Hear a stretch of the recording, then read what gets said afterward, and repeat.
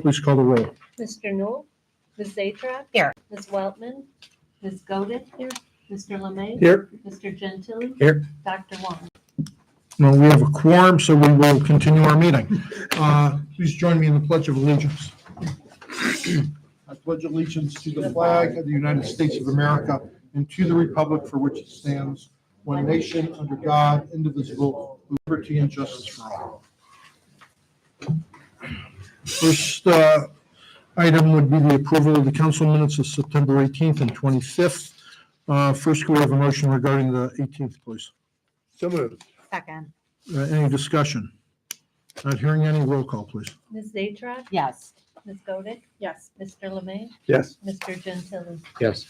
Right, next, motion for the approval of the minutes of September 25th. So moved. Is there a second? Second. Any discussion? Roll call, please. Ms. Zatrek. Yes. Ms. Godin. Yes. Mr. Lemay. Yes. Mr. Gentili. Yes. Right, next. Since we only have 4 tonight, we are going to hear a couple of these things on first reading only, of course. The first item is an ordinance amending section 23801, which deals with the composition of the codified ordinance of the city of Pepper Pike. I want to go back to the minutes for a second. The electronic minutes that Sheila sent out say September 24th, 2024. I'll correct that. What is that? Is that the 25th? Those would have been, hold on, Whichever day we had our meeting is. Yeah. the Was effective it day. the first meeting or the second meeting? I'm sorry. The ones I sent out were for the council meeting, the second meeting. Okay, So that'd be Yeah. 25th. Yes. okay. 25th. And are we to, No, but it was brought up if we did any kind of AI transcriptions. I think Dr. Wong was talking about what Beechwood did. Yeah. I was just sending you. So you can What see what a we- 50-page transcript looks like. Yeah, we have that, I'm using it right now, yeah, and that's what it produces. okay. So it's not great? No, it's not. Okay. No. Right, it's suboptimal, I think. It would take a lot of editing to really get to what was really said and by who. Right. Like I said in the email, it's easier just to listen to. I think it is if nothing else, it commends the hard work that our clerk of council does in creating minutes. Next, so on this 2024-36, I don't even know if, Joe, why don't you just say what it is and we're going to move it on. For the police composition? No. Yeah, the chief will have the best explanation. of Oh, what is that the happened. police one? Yeah. I'm Yes. sorry. I apologize. I didn't think that was the police one. So this is the chief, why don't you just give us a 2-sentence synopsis of what this is so council will know what that is? Okay, it eliminates one line, which makes you choose between having a police lieutenant or a fifth sergeant. The ordinance has been in place since 2016. And we had 16 officers working 3 8-hour shifts. We currently have 18 officers working 4 12-hour shifts. So the issue we have is that we do have a chief and lieutenant. We do have a detective sergeant, which it's good that he's a sergeant because he delegates, he oversees the school resource officer and everything going on at the high school. So I want the person to be a supervisor as well.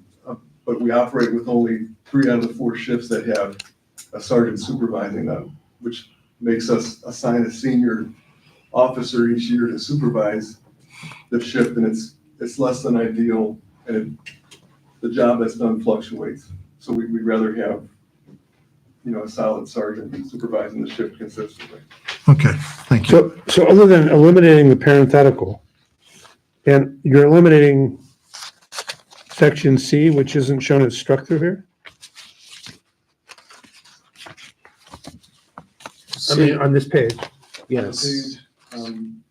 Like when it lists the composition with the It's- lieutenant and the sergeants on top, then it says, see the section below regarding, But it's, in the red line, it's not shown as stricken. There's no C here. Well, No, it's certainly C, not. C, Yeah. C is there shall be no more than 4 sergeants if the position of administrative lieutenant is filled in the current ordinance. Okay. So in the red line, that should have been there. Ordinance, there's a C. Yeah, this, it wasn't marked here as crossed out, so I just wondered what it was, so maybe in the We'll get C in there and stricken out. striking out, Okay.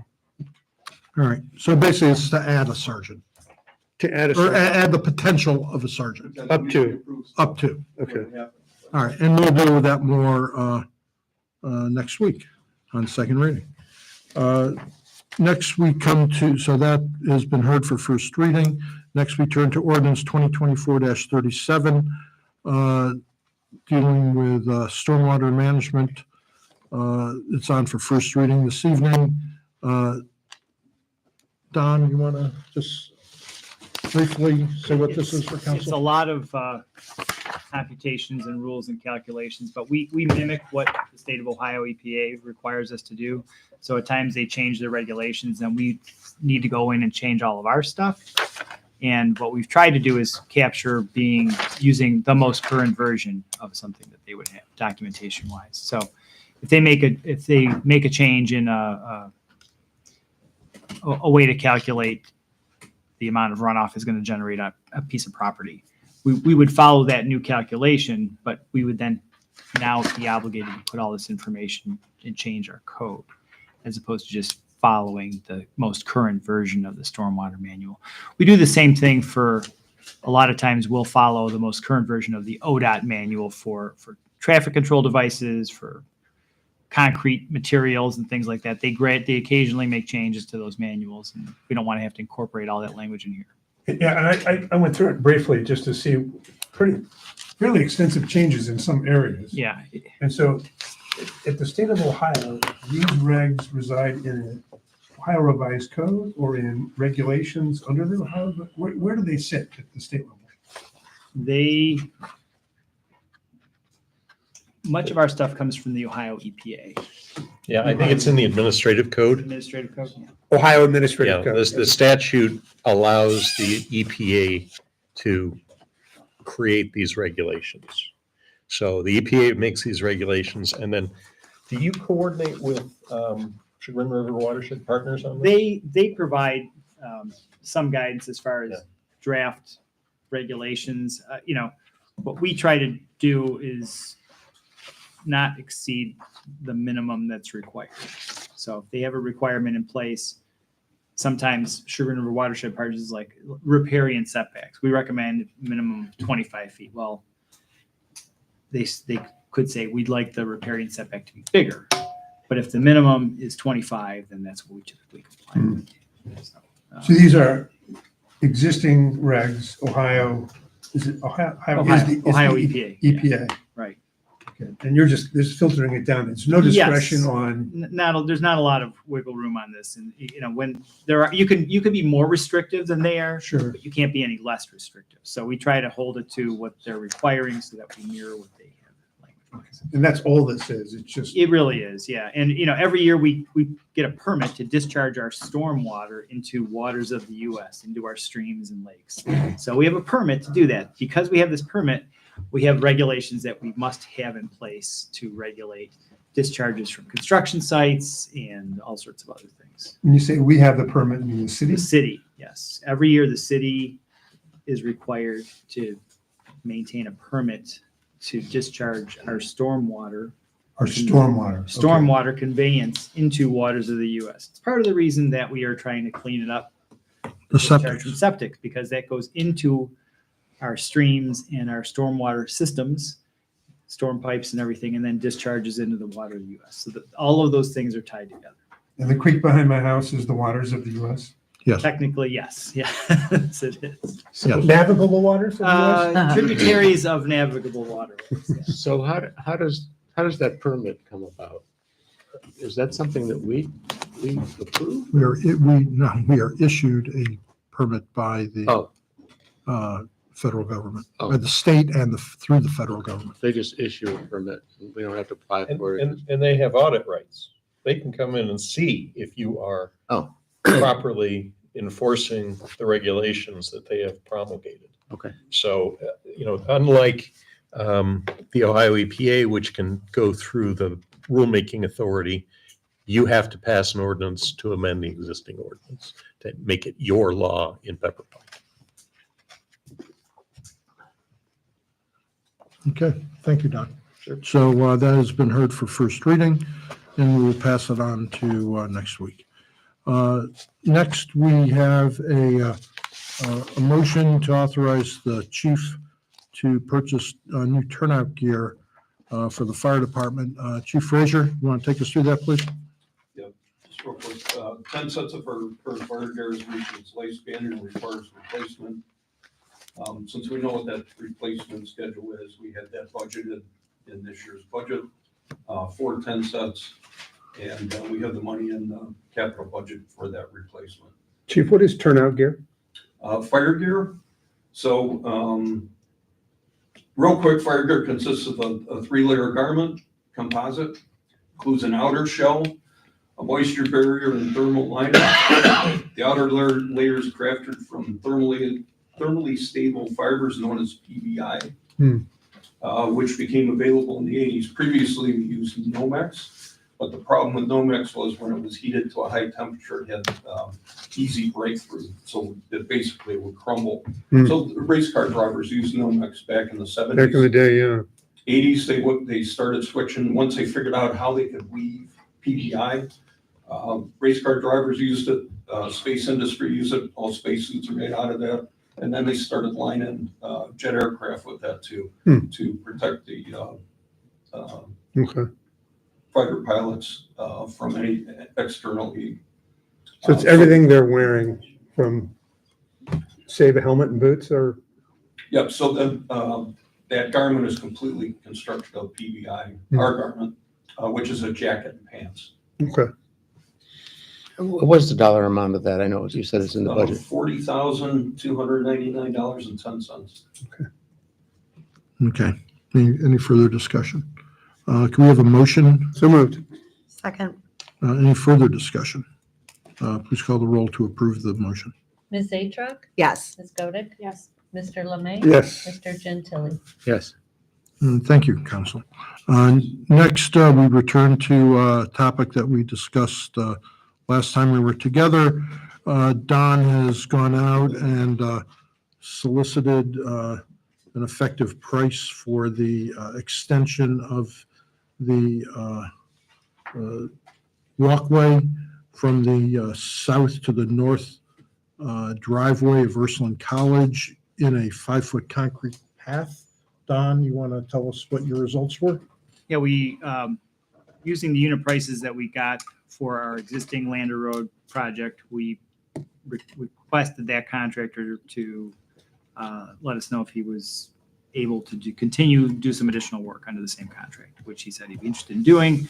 So we put together an estimated cost based on unit prices, and it looks like we can get all that work done for under $140,000. So same material, same contractor that's doing the other portions of Lander. And his, if we give him the go-ahead, his hope would be he'll be off this job for a couple weeks and then be able to come back maybe first or second week in November and knock it out. So Same design, same everything? same everything, yeah. So, And given that stretch, there's no driveways. right. No utility poles. Or- They're Will- not will- in the way. Yeah, Yeah, right. do you have a design for that portion? We do. It was in our original, well, when we Okay. put together the original alternate stuff, we had Yeah. a design, Yeah. It's not linear. There's a very subtle meander to it. Less than on, because I understand on Lander, there is obstacles you had to go. There was a around. little bit more to work with and fewer. Yeah, it's very subtle. Okay. Okay. Thank you, Same Don. concrete color. Same color, yes, same spray. Speaking of the color, though, it seems to be lighter Yes, it is. as it's gotten Yeah, further north. there were a couple spots where I think just from a timing standpoint, when they placed the concrete and it initially cured, and then it rained a lot and it never fully got like as much of a good sun bake as some of the earlier stuff. So I think we have to give it another couple of weeks. I think we're supposed to have a pretty good stretch of sunny, dry weather. Coming So up. So it will. It turn. should flatten out, yeah.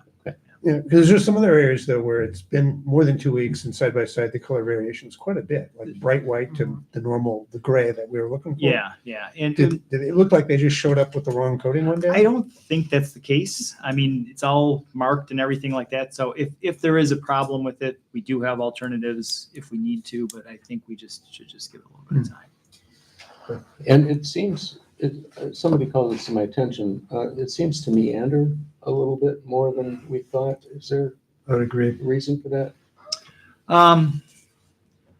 Well, when you get close to the intersections, there's a pretty pronounced meander because we're trying to shorten the crossing width. So if you kept it close to the street, it creates a longer crosswalk. So there's a safety reason for that.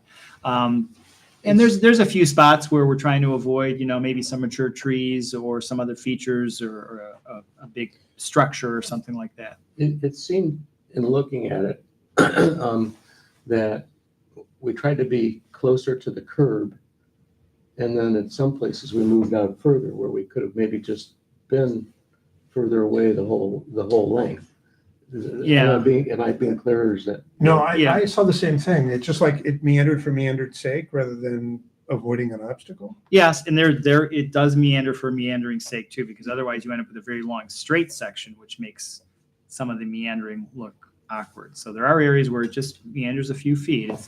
I also think too, even if you look at the piece that's basically done and they backfilled it and they're seeding it, all of a sudden it becomes less stark because all of the other work is done. It becomes less noticeable. There are a couple spots right by Shaker where there's some big, huge trees and things like that where it's pretty drastic to get around some bigger trees and things. Part of my point on the Ursuline one, since there's no obstacles, it doesn't Yes. need to meander at all.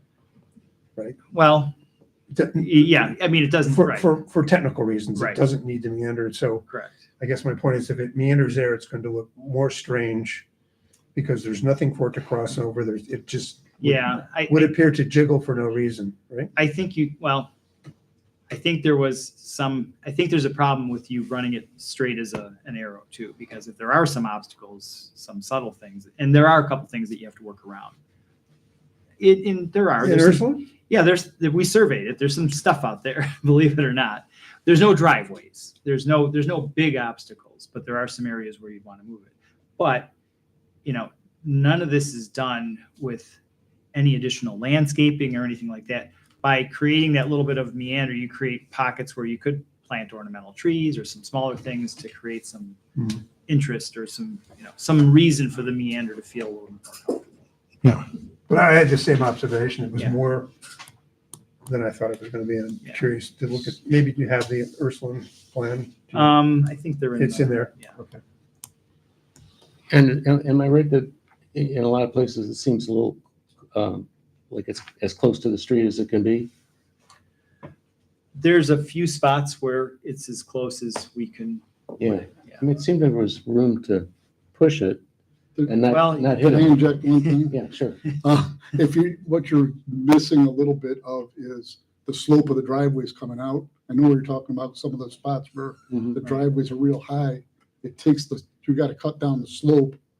They were going back No, further I'm in the driveway. They're trying I'm to- actually thinking of near the country club. There were areas, just expanses of grass, but the sidewalk was closer to the street than I would have expected. Yeah, by the country club in particular, they have a lot of landscaping and plantings that we're kind of up against. So there was a bit of an effort to pull it a little further away from their landscaping planning, and that was part of it was on the encouragement of the country club. They would have loved it if we put it on the other side of the street. So, As with most people. Yeah, right, but universally. Not universally. I think that a lot of people are excited to have it in Yeah. the front yard. yeah, I think at that one spot, we tried to, if you can avoid existing trees that are there, you do your best to do so. We had maybe more leeway at the country club, but we resisted pushing it really close to their landscaping, and we kind of did keep it a little bit more towards the street. And I guess one final question, have we had found the need to do more aprons than we thought? Because I noticed on Lander, there were a lot of what seemed to be a lot of aprons. Well, the initial estimate is we were gonna do all the aprons. Oh. And so there were some aprons that we had people that said, I would really like to keep my apron if it's possible. Oh. And there were a couple of spots where it was possible, Hmm. and we did keep a few, Oh. but.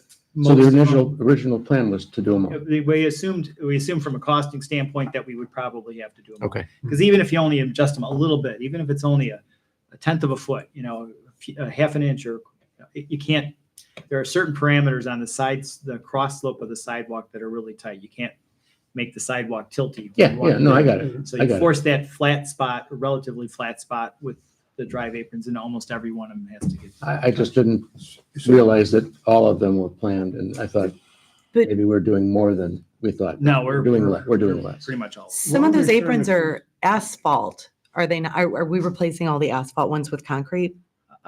We don't Or have. is some of those going to? Yeah, we don't have any asphalt drive aprons. There aren't? No, we're not putting in any asphalt drive aprons. We're not. They're putting- No, all, we wouldn't put them in. Right. But if an asphalt one was existing, we're not, they're going in concrete. and will all of those be changed, or were there some asphalt ones that will still? No. All the drive aprons, part that touches the street, Right, are all concrete. There will be no asphalt drive aprons. that's what I was concerned. Okay, thank you. And if the apron needs to be replaced someday, is that back on the homeowner? Yeah, it's still their drive apron. Still their driveway? Right. Okay. But they have a brand new concrete one, so it's gonna be a really long time before they replace there. We should help. And I've received just marvelous feedback from people who are absolutely thrilled with the installation. I think a lot of people are very taken with how quickly it's been going in. We had great weather to get them in. And I think it looks really good. And in many places where it's been graded, it looks like it's been there for a long time already. So it's a good project done and well executed. So thank you. So that brings us back to our motion. We need a motion to approve this change order for DL Smith Concrete. Do we have a motion? So moved. Second. Any further discussion? Roll call, please. Ms. Zajac, Yes. Ms. Godek, Yes. Mr. Lemay, Yes. Mr. Gentili. Yes. Thank you. That brings us to our committees and department heads. We did not have planning this week, did we? You did. We We did, I did. wasn't there. Yeah. Oh, you did weren't planning. there. I was there. Just Jeez. bring the wrong stuff one day. It was, That's fair. Last Monday. Yeah. Yeah. Give me a something moment. that Paul Topography. had to approve. Oh, yes. Yes.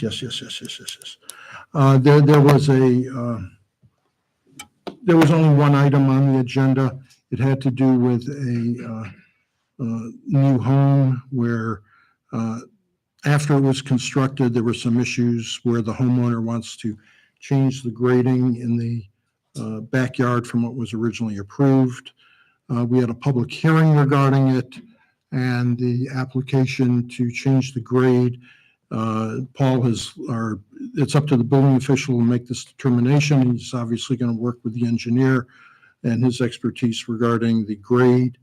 And Paul has listened to the public comments that were had, and that is now under consideration as to whether or not the terrain will be changed. And that's what occurred at the Planning Commission. Is that on the agenda for the next meeting then? Now, it actually will, at the time, I thought it might have to be on the agenda, but the Planning Commission actually has no role in this. This is a building official designated role under our ordinances. What the Planning Commission is required to have is a public hearing, which we did have. Okay. And that was noticed properly. People came and neighbors came and testified. And so Paul is aware of the comments of the neighbors as well as the homeowner and its representative.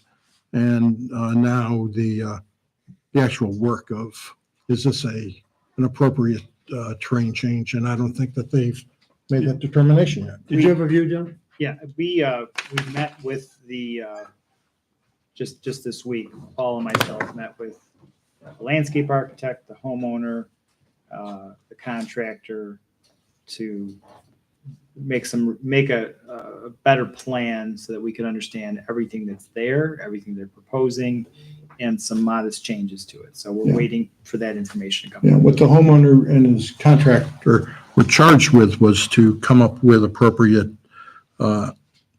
details and planning regarding drainage and that sort of thing as Yeah, but- related to the neighbors. Yeah, neighbors would be a big issue. Right, and that's what the comments of the neighbors were going, we don't really object to this, except we want to feel confident it's not going to have a negative drainage Right. effect on us. And that's why this is really not a planning commission consideration. This is an engineer and building department thing. And Okay. so that's what's going on with that. Do our department heads have? We have You two had other a meeting. committees. You had a meeting. I have a meeting, I believe, charter review. You can go first. Sure, I'd be happy to. So I'm going to give an update. Parks and Beautification Committee met on September 30th at 7 p.m. here at City Hall. It was really wonderful having all of our members together. We followed up on some of the projects we had discussed at our previous meetings. Jackie shared her research regarding Phragmite. She's reached out to several organizations and groups, which may include some possible grant opportunities and partnerships. We discussed getting a handle on the scope of the issue within the city and also discussed the long-term process of possible eradication, which could include some grant applications, possibly a contractor for the eradication, and then planning maintenance with the service department. This is still in its infancy, but I know Jackie is putting in a lot of hard work looking into this issue further. So That's I that appreciate big, tall, intrusive plant Mhm. that is showing up everywhere. Yeah, and it's invasive. There's really no benefit to it. It's taking over naturalized plants here Yeah. and stuff. So it's really become a real thorn in the side of many communities, not just ours. So it was something that we tagged as a important issue. So there was also some further discussion of winterizing the bathroom. The committee received some data from the service department. Thank you, Jim, regarding usage of the porta potty that was installed last year. So Kathy mentioned that she would like to pursue a long-term solution, which we've discussed. Was there any data on how much that was used last year? I hate to be too. I write crude about it. I know. It was limited. They didn't. I can forward you what Jim shared with us. They're going to position a way to view it a little bit better in the upcoming year to have a little more data as to the usage. Yeah. So it wasn't empty when they removed it. So there was some, but it's evaluating really how much it is. And I think without the Gates Mills path being installed, which it will be for future winters, you wonder if it might increase that usage and desire for a restroom to be accessible to the path. So Kathy requested that maybe we would look at a bigger ADA compliant porta potty to be installed. So we discussed just continued evaluation and use of the bathroom to help determine any long-term solutions. And I know we're also looking at the City Hall remodel with that as well. So we talked about that. We're working on compiling a list of city-owned properties along with the help of Don, our engineer. So that'll be coming. We discussed land banks, land conservancies, and composting. We also touched base regarding the productive meeting our resident members got to have with MKSK regarding the Gates Mills Linear Park. They gave us an update about how that conversation went. And one of our resident members, Rick, has done some further research regarding benches for our parks. He presented the committee with a couple options, and we're going to continue to look at that. Our other resident member, Susan, mentioned the educational opportunities that were presented by MKSK along, especially along the Gates Mills Boulevard Trail and signage. It was interesting because MKSK brought up that we don't really have existing standards for some of the things present in our parks, like the benches, the signs, receptacles. So it's really an opportunity for the committee to create those standards and have that as a guide going forward. So we're going to be continuing to work on those aesthetic standards that would beautify the city. So our next meeting is scheduled for Monday, November 18th at 7 p.m. Tony? Okay, the Charter Review Commission has had 2 meetings since we last met. One on September 30th at 8 a.m. and one on October 7th at 8 a.m. The commission has, one of the documents that's coming out of this is one of the members, Dagmar Fellows, is keeping a working draft of the charter, which tracks everything that's discussed, any decisions or, tentative decisions that are made, and also things there are to follow up on. And that's posted on the website if anybody wants to take a look at that. It changes every time we have a meeting. I think that we have, a group of 9 thoughtful people who are taking this task very seriously and putting a lot of effort into it. They did make a request for community input on October 9th to be returned by Monday, October 14th, which was a tight turnaround. And I don't know whether they've received anything or not. Matt Vazana, who's the chairman of the commission, was the one who was going to receive that, and I haven't been able to communicate with him. But there is a meeting coming up on this Saturday morning because of some conflicts for Thursday night. We originally had one scheduled for this tomorrow night, and there were too many people who were conflicted. And so they moved it to Saturday morning at 8 a.m. It may last more than an hour and a half since people don't generally have to get to work. The discussion was on Articles 3 and 4, the council and the mayor, mostly. And I guess I would say most of the discussion was on the prospects of a president of council position being established, which kind of cuts across both of those articles, the mayor article and the council article. Everybody spoke at the October 7th meeting who was there, and that was 7 other members. Dr. Hoffman couldn't be there, and Matt Vazana, again, the chair, was ill and he couldn't be there. But everybody gave their opinion, and Dr. Hoffman wrote up something, which I think that might be on the website too. If it isn't, I'll get it up there. And we had not heard officially from Matt yet on his position. We'll probably hear that on Saturday. I'd say there's pretty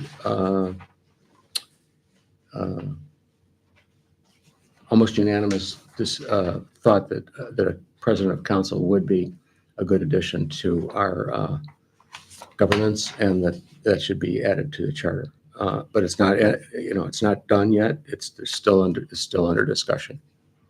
Tony, can you speak briefly about like the potential role that a president of council, like some of their responsibilities potentially, Well, and how much of that gets spelled out in the charter versus like figuring out in practice? Well, it will be a part of what goes into the charter, and the main duties are with respect to agendas and chairing the meeting and chairing meetings, and who should do that, and should it be a cooperative effort, and so forth. But that's part of what's going to be discussed this coming Saturday. There's Where it goes is something that's right on the, where should it go in the ordinance or in the charter? yeah, Right. that too, but it'll be provided for that it should be in an ordinance in some way. So, Okay. But it will be covered. We may have to pass an ordinance. Okay. I think that's about it. I mean, there was a lot of discussion, more than probably 2 hours about the council president. Well, an hour and a half. The meeting was an hour and a half. Well, there were 2 meetings. There were 2 meetings, and it was the main discussion for both of them. So, All right, thank you, Tony. Department heads, you have anything?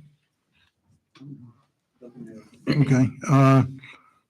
We had since we were last together, we of course had our centennial dedication out in the park, and I'm glad that Council Member Godick and LeMay could join us thank you very much for being there that morning. I think it was important for you to be there. And we had a lot of, different people, members of the community, other communities came, and it was a very nice event. Mostly, I, as always, want to thank the Centennial Committee for their hard work of organizing and preparing for that, and for the Service Department for their hard work in organizing and digging, placing and digging. And they did a great job as always. How's our tree doing? Is it still? The tree has grown about 3.5 feet now. And An oak tree? Amazing. yeah, this is like incredible. It's incredible. It's already dropping acorns. But it's doing pretty well. I think that the burial of the time capsule, I think,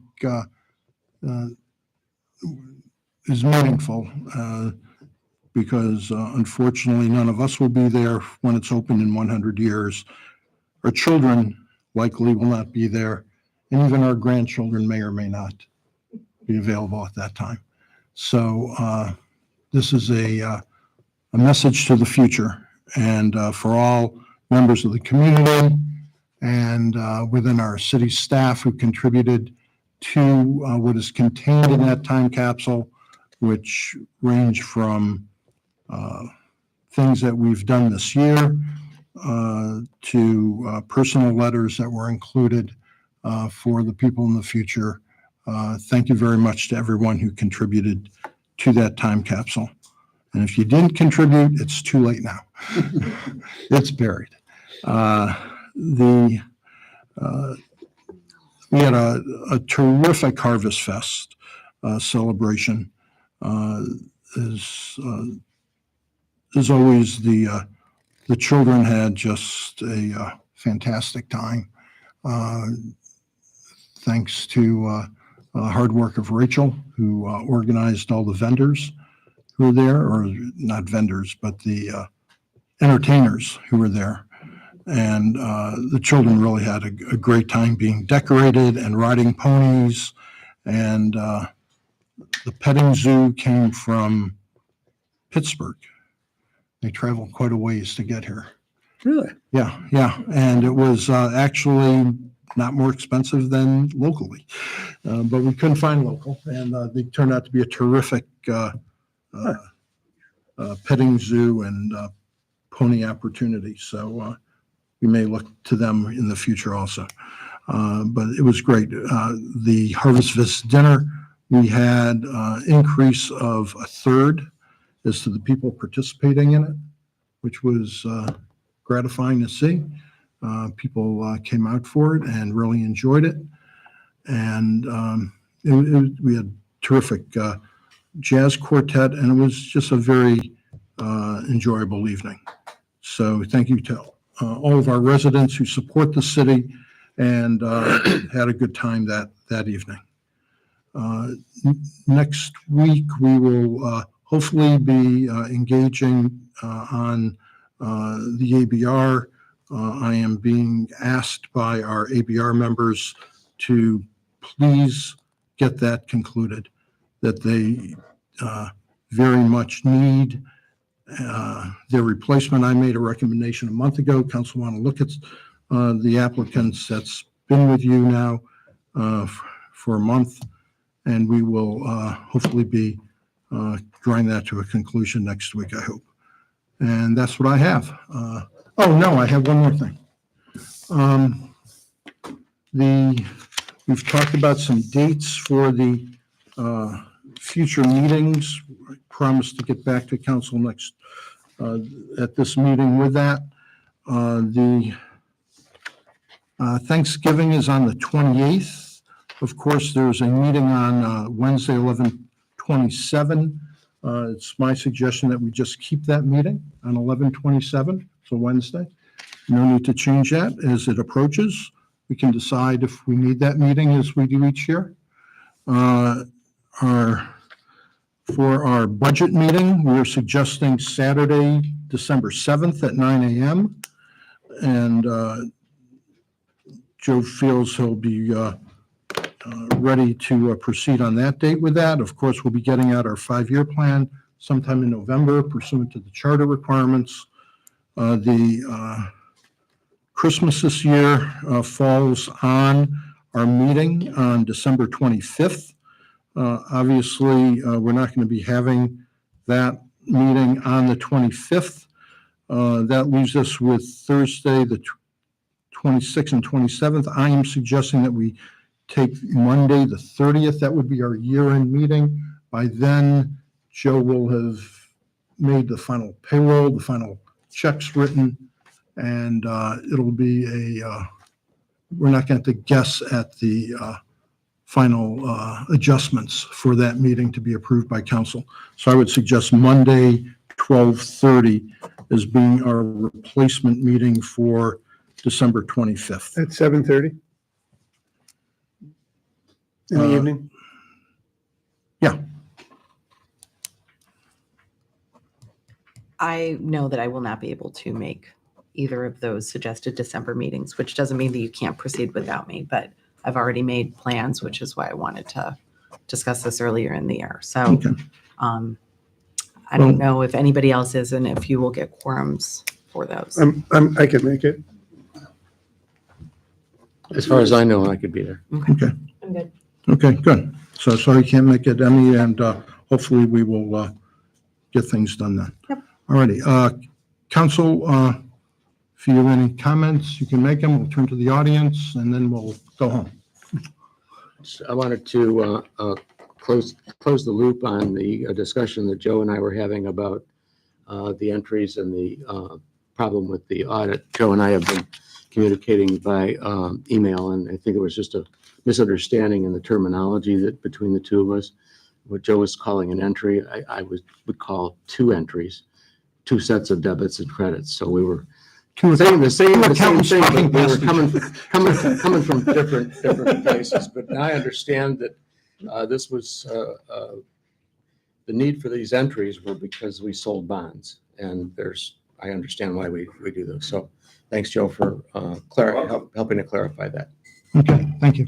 Anyone else? I handed out a calendar for 2025. I distributed it. I took the time, since we were talking about some different possibly changing our meetings to first, third, second, fourth.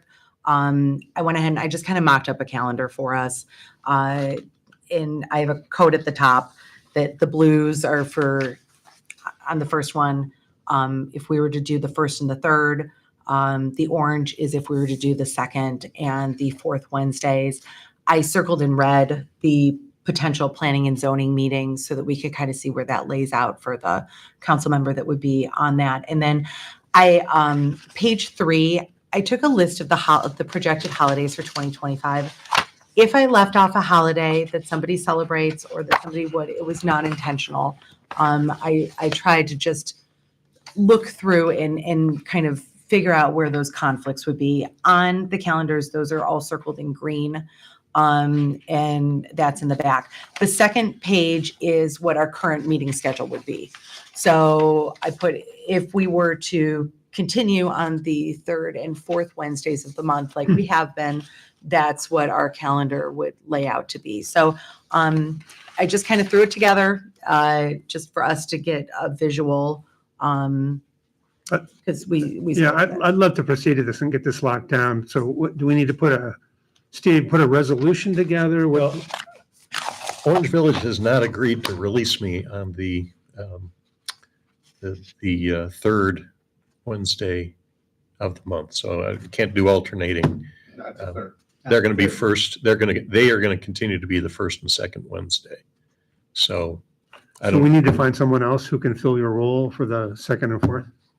I mean, we can't have council meetings scheduled just around one person. I mean, just to not change our process for all the benefits it's going to provide to us. And I think You did it before. What's that? You did it before. Yeah. When I had first and second Wednesdays of the month, used to be second and third Yeah. Wednesdays, and you moved from the third to third and fourth. So it's possible to do it that way. I just couldn't get council in Orange Village. They have some sort of school event that happens on the third Wednesday that. Okay. they wanna go to. Kiwanis meetings, I believe. So to shift to second and fourth, we just need to find someone else to cover that meeting. Can they do the second and the fourth? So they won't change They their won't meetings, but change that their doesn't mean that we meetings. can't change ours. Yeah, we need So to, we're, Well, I don't think we can lose our law director for one of our meetings. That's not a good plan. I think we need to, rather than adopt a schedule that we know doesn't accommodate, a critical member of these meetings, that we should look at either maintaining the dates we have or looking at alternatives. I do not recommend or support scheduling meetings that are going to eliminate our law director from being at our meetings. can we have a substitute, a backup for Steve to attend those meetings, the second and fourth? So the entire council process needs to run around one individual's presence or lack No, of? it's not He's the law one. director. Well, no, it is one individual. Sorry. Well, there are also other options. I mean, the second, fourth Tuesdays for me are open. All Thursdays are open. I don't know if anybody's, looked at, I don't know why Wednesdays are sacrosanct. I get that, you don't want to do things for just one person. That's fine. But I'm not sure we've explored all the options. I think. Yeah, I think we should look explore at- other we options. should- We should look at another day of the week. Yeah, I think it's that simple. I have other paper and highlighter. I can do it again. Okay, all right, well, thank you. But we need to move forward on this and not wait until December to decide this. So I don't want this to dribble into, this is council's agenda, it's council's meeting.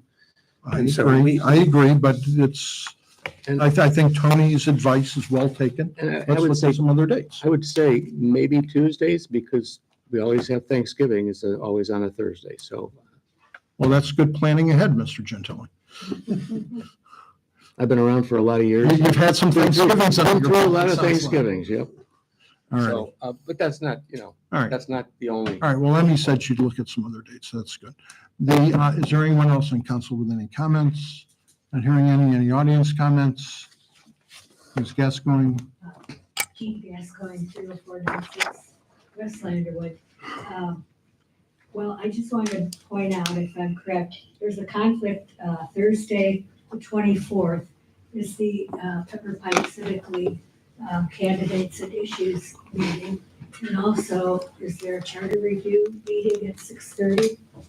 There is. There is. So I think that's a really important point that the commission needs to deal with up or down. I agree with you. I think this is a very important thing for not only council members, but for the public who may want to be at either one. And that's something that they'll have to deal with Saturday morning, I guess, when they're together, when the commission is together. But thank you. we have a good lineup of candidates. Yeah. Have they confirmed who's are there gonna be representatives there? Does Yes, anyone know? yes. There are? Yeah. Great. Yeah. My feedback to the Pepper Pike Civic League would be, I would love to see them do it earlier in the campaign season. I know that like early voting has already begun. I wish that their candidates night was sooner in the calendar year. It's sad that there's a conflict for this one. I really do enjoy that event. A lot of hard work goes into it and it's so wonderful. But I think that especially with, just seeing who's running in the future, if they could possibly consider doing it either late September, it might be a little bit better That attended would be a to, good idea for you to bring it up. for them to them. get, yeah. I brought that up to them, Councilwoman, that same issue, and they were sympathetic to it and said that this was the earliest date they could coordinate the attendance of the people that they were dealing with. So they don't disagree with you. Thank you. Another, I just have a comment. Okay. The sidewalk looks beautiful. I'm curious for the really official grand opening, for the parade of everybody, and for the motorists for driving to work and driving home. Is there going to be any kind of like at the intersections, like somebody? I'm sorry, what? Lime green vest or at the intersections, just sort of as a cautionary, like, hey, here we are, It just seems, I don't want any accidents and it's a brand new thing. if you're driving in from Scranton Falls every day to work downtown, and you're just sort of like on auto driving, and here comes a baby stroller, and, just sort of as a, you know what I mean? I don't know what I mean. Thank you very much. Something, at the intersections to sort of like introduce. No, thank you for your concerns about that. Motorists. Okay. I enjoyed getting to sit 2 rows behind Ms. Gascoigne at the last Saturday's baseball game. Yay. It was a good game. We saw a good game. Yeah. Anyone else? Yes. Greg Marcus, 309 Williamsburg. Just want to thank you for the sidewalks, and my neighbors and I will get lots of use out of them. Everyone's very excited. So. Okay. Well, thank you. Anyone else? Yes. Pegger Reddick, 29300 Shaker. It's regarding the lawn signs. Is there ordinance on how many can be out on the lawn? Talking about the political signs? Pardon? Talking about the political signs? Political, whatever, yeah. Yeah. That's the ordinance. They're temporary sign, yes. Out there. We have contractor signs all over the place somehow. I know after the election, those other signs, the political signs are gonna go. Yes. be taken down. We have tried to step up our enforcement of the contractor signs in particular. Since I think that the temporary sign issue regarding them is sometimes abused by the contractors as well as the homeowners. We agree with you. And there's been increased enforcement of that issue. On the political signs, it gets into a much more complicated First Amendment political right of free speech issue. And we do not regulate the number of political signs. That would be in a that would be stepping into an unfortunate place to do so. We do regulate the size, and hopefully people are respectful of the placement of those signs. There have been a few instances this year where we have had to remind people that the dimensions of their signs exceeded our ordinances and ask them to take them down. And they've been very compliant to do that. And we will continue to enforce that dimensional aspect of the sign and remind people that these things can't be on the curb. That is a safety issue, and they will not be allowed to be on the curb. And sometimes we just respectfully move them back. Not remove them, but get them off the curb. But thank you for your comments. I understand it. Rick, we only have 2 temporary signs are permitted, right? Political or otherwise. Right. So I'm not sure why. Steve, I'm going to let you handle it. Well, So during the election season, if somebody wants, the general rule under the First Amendment is you can regulate the time, place, and manner of posting signs. The courts have been really weird. There's a case out of Hudson where a sign that was as big as that wall was put up, and it was by the chairman of the Stark County or whatever, wherever Akron is. Is that Summit County? The Archnikoff put up a sign that was as big as a house, and the court said that's permissible, that you can't interfere with somebody's freedom of speech. We don't want to get into any kind of war over political signs because he will lose. That's the political reality of it. It's a temporary period of time where people put up what the candidates they're supporting, and after the November election, they'll all go away. how are they different than contractors' sign from a First Amendment perspective? That's content. Yeah, It's content, not being content neutral by line. That's all. it is, but contractors are commercial speech, I got and it. Still covered by the First Amendment. not to the same extent. All right, we're going to continue this discussion in executive session if we need to continue this discussion. And it was already dealt with in executive session, Mr. Lemay. I wasn't there. And Mr. Haft. Manning Ave, 2632 South Center. Just wanted to thank, I'm not sure if it's the police chief or the service department, Jim, in regards to coming in to tonight's meeting. I saw that Gates Mills Boulevard, there's a speed warning, device telling you what your speed is, and there's a little smiley face. If you're doing 34 and not 35, which you have a smiley face on it. But the item is, with that being turned into a linear park, we talked before, I think that it goes on to Gene, I guess, statement before, we're gonna have a change on Gates Mills Boulevard. We're gonna hopefully have a lot of people using that area, and a lot of people with young children using that area.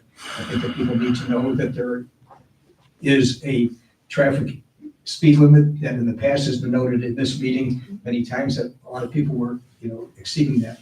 And I think having that, signposted now is very important. I'm not sure if there's one going the other direction on here. I noticed just the one direction. I think we should have one in both directions on there and keep that up for, say, at least the first year that we have that linear park open, up on there, because we hate to see something happen. Thank you for putting that sign up. Thank you very much. Anything else? You stand adjourned.